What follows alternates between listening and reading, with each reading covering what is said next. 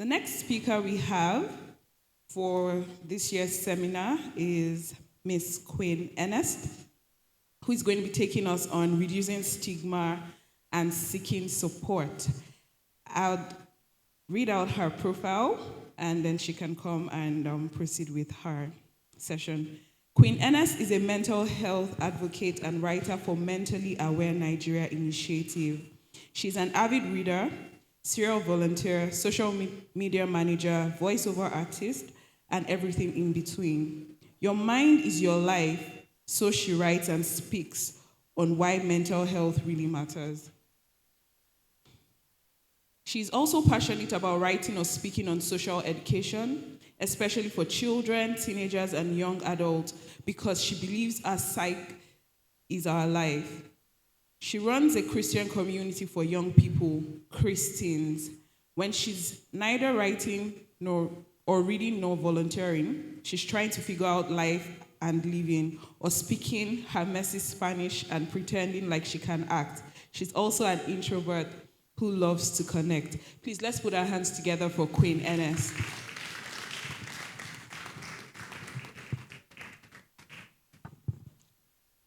Thank you, guys. Good afternoon.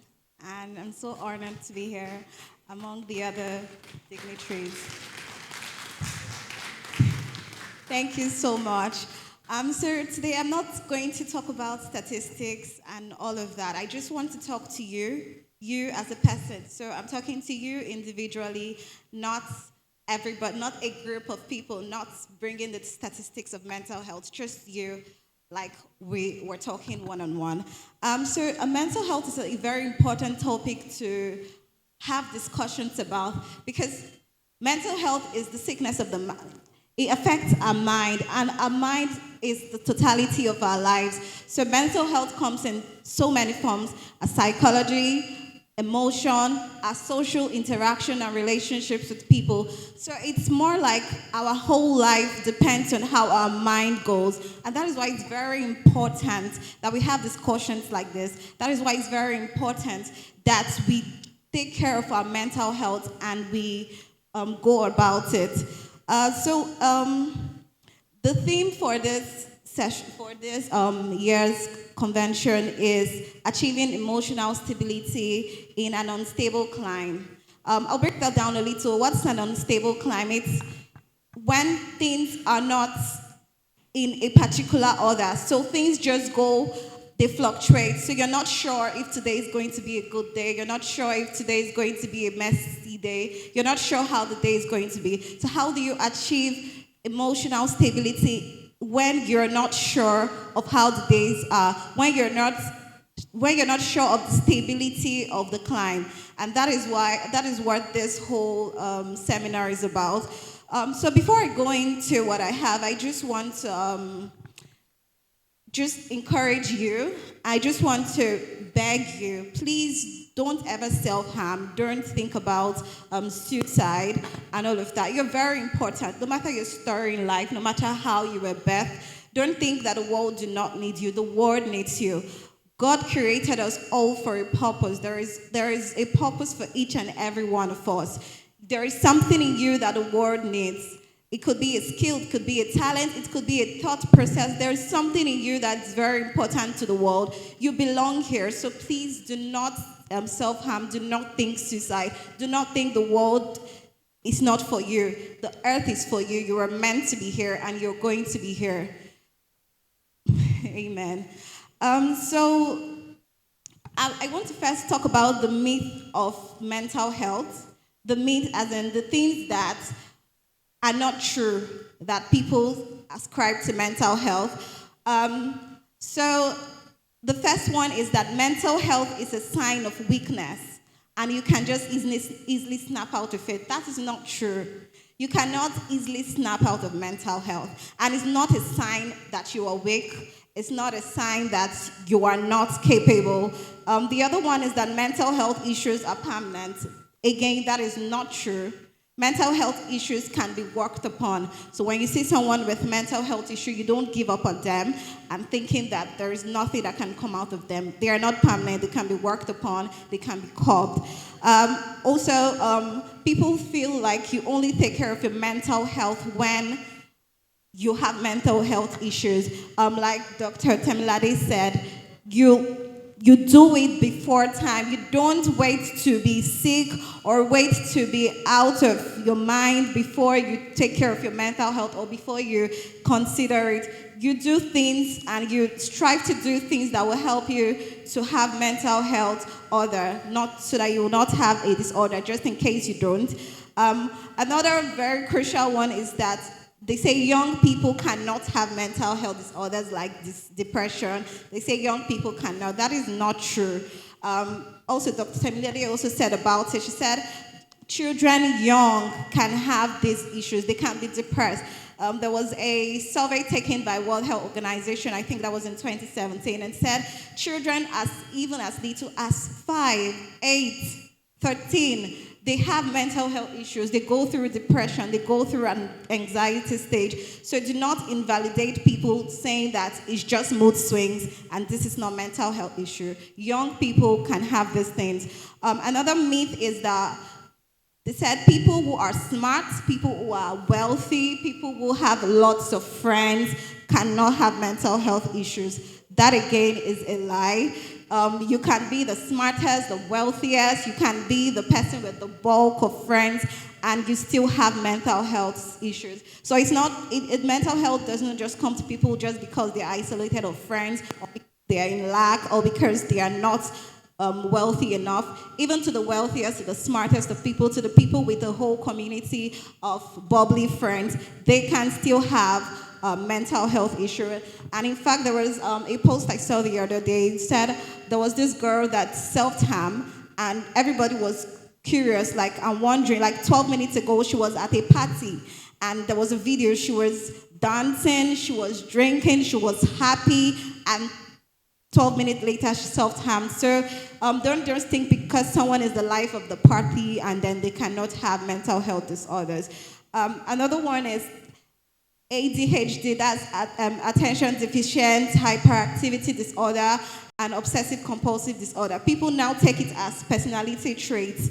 Meanwhile, you're supposed to be diagnosed of these things. So do not go about self-diagnosing. We're very fond of Googling our symptoms. So you just see, oh, I function in this kind of way, and then you go on out to say, I have ADHD brain, I'm OCD. Please don't do that. It's negative in so many ways because one, you're accepting a prescription that might not be true, and you're harming yourself because instead of going to something that would maybe going to a treatment that will eventually help you, when it's not that, you're self-diagnosing. It's just like you're about to take paracetamol for HIV. So these things do not affect you, but you're now claiming it, and you're even maybe reading towards it and trying to get help towards it when you have not been accurately diagnosed of it. So please do not self-diagnose all this mental health medical conditions as personality traits, and also it also invalidates the people actually going through it. So you invalidate their own actual struggles when you just self-diagnose yourself. The last myth I'll have, we cannot exhaust all the myths of mental health, but the last one I have for today is that it's easy to spot people going through mental health issues. It's not always easy to spot. It's not just like the story I gave before about the person who was happy 1 minute and self-harming the next minute. It's not always easy to spot people. I was at this seminar some years ago, and the lady speaking was talking about knowing when people are going through mental health issues, depression, anxiety by what they post on their social media. While that is very true, it's not always true. Some people can be posting the happiest of things and they're very sad. I personally had a time when I lost a friend, and after 1 week of mourning, I tried to just go back to the normal world, and I post memes a lot, and I was just posting memes, and people who didn't know I was going through a period of grief. So at that point, someone cannot easily just spot a mental health issue, if I had had one, they cannot just spot it from what I was posted. So it's not easy to spot it. These are like the myths of mental health. So the good thing about it, the doctors that have spoken have said a lot about mental health, how to spot it, and the causes and all of that. So the good thing about the thing is that to every problem, there's a solution. So how do we achieve mental stability, emotional stability in a place where things are not stable? The first thing is that you recognize the problem. You recognize the problem. Is it stress? Are you stressed? Are you anxious? Are you tired? What is the problem? You recognize it. Do not hush it down. Do not invalidate how you feel. Think straight. What is the problem? How are you feeling? You recognize it. And then when you recognize it, you seek help. Seeking help is actually broad in mental health. But, the Bible says when we seek, we will find. So when you seek help, you will find help.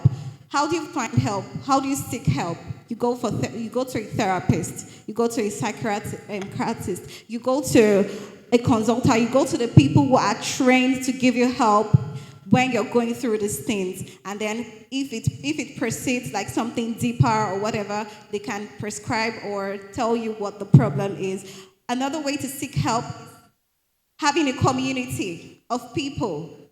I think it was Dr. Adebayo that talked about having family, how important family is. So when you're going through some kind of stress, you're going through some kind of emotions that are not good, you seek help from a community of people.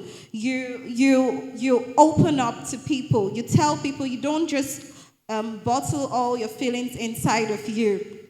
Join support groups. Do things, connect with people. Don't isolate yourself at that spot. It's okay. I understand that sometimes you need some time off for yourself. But after getting some time off for yourself, at a point you have to connect with people so it doesn't go overboard, so it doesn't affect you negatively. So seek help. If you're very religious, I'm positive that a lot of us here are religious, probably even Christians. Why don't you talk to God about it? And another thing when I'm talking to God, do not just limit it talking to God. God has also given us a community of people. So when you're seeking the help of God, He has given people that can actually help you get this help that you need. So it's not bad. It's not bad to have Jesus and a therapist. It's not bad at all.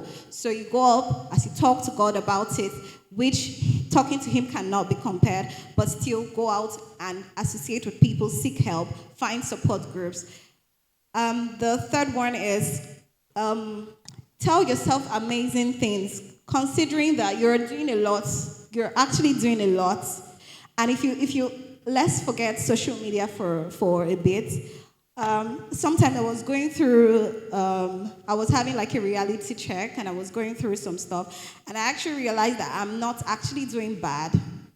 I might not be where I want to be, but I'm not actually doing bad for myself. Sometimes when we check ourselves, because we're always comparing ourselves, we're seeing people our age doing a lot, we're seeing people that we grew up with do a lot, and just because of that, you're depressed. Just because of that, you're anxious. Because of that, you want to just do, but you're not actually doing bad yourself. You're an amazing person. You're a unique person. You're your own person. So go about, tell yourself nice things, tell yourself kind things. When we say be kind, it's not just to your neighbor, it's not just to the person around you, also to yourself. Be kind to yourself. Tell yourself nice things. You're smart, you're intelligent, you're lovable, you're friendly.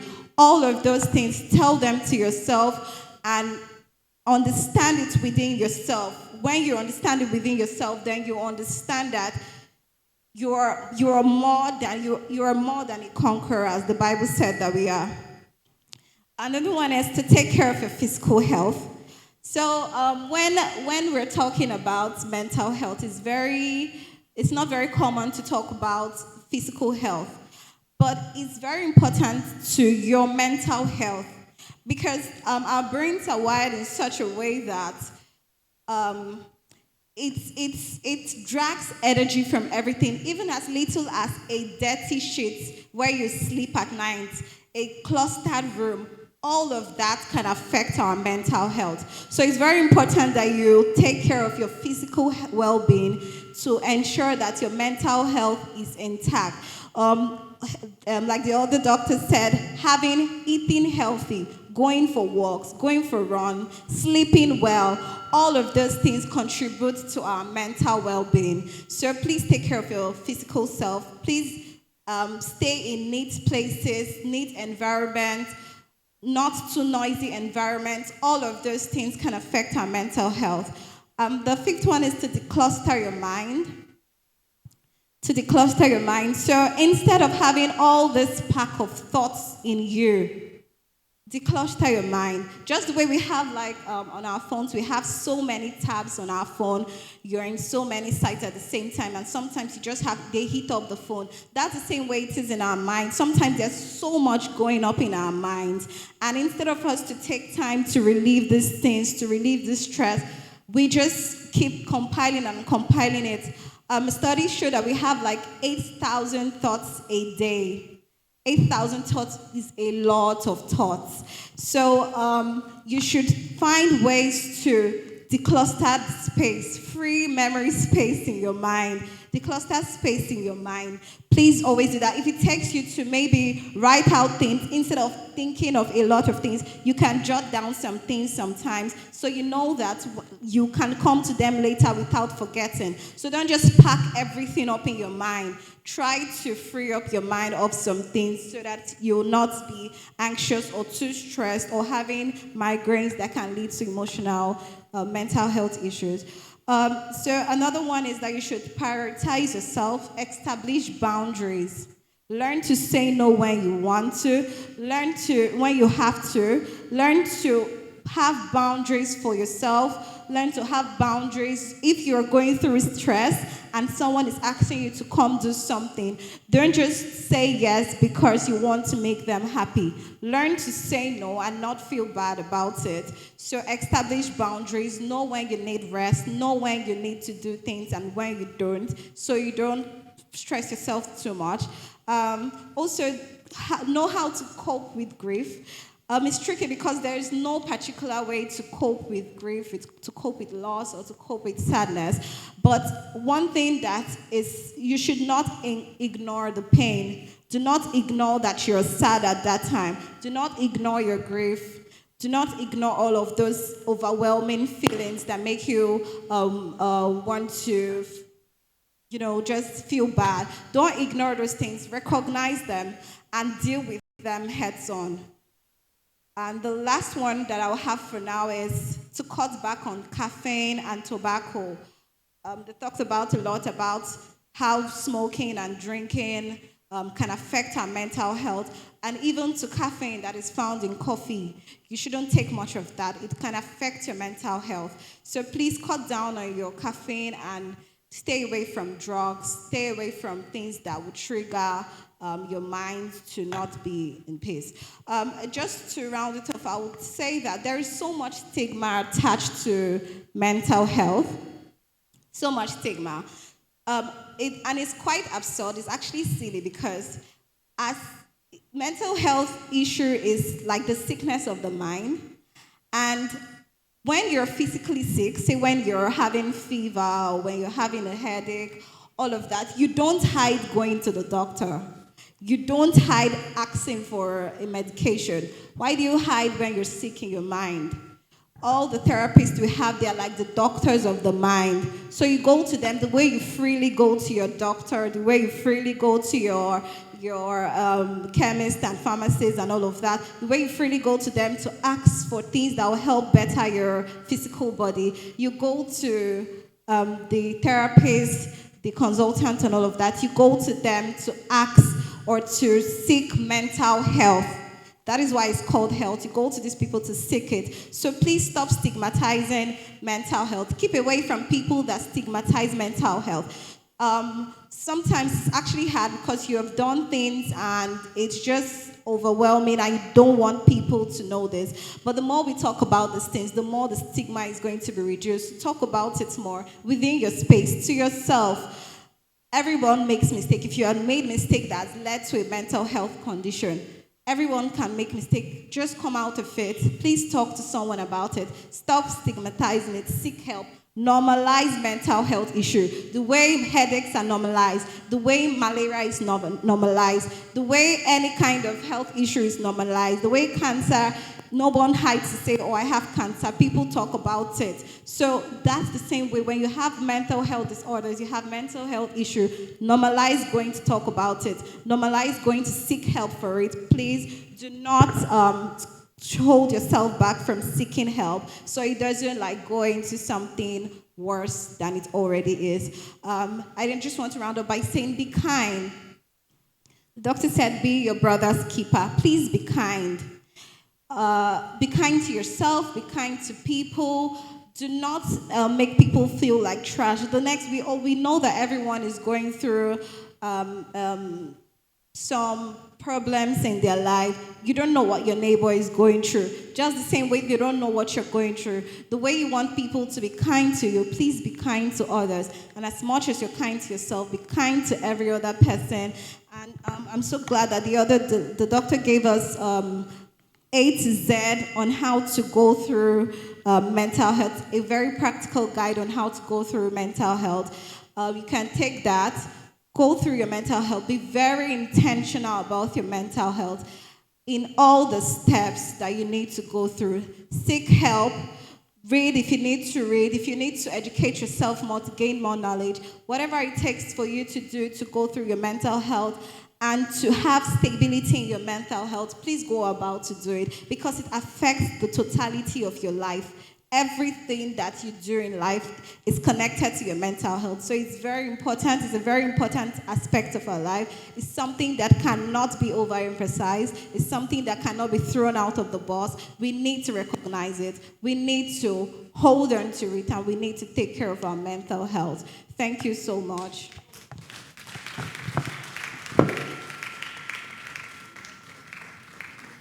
Please let's keep clapping for Queen. Thank you so much for that insightful discussion on reducing stigma and seeking support.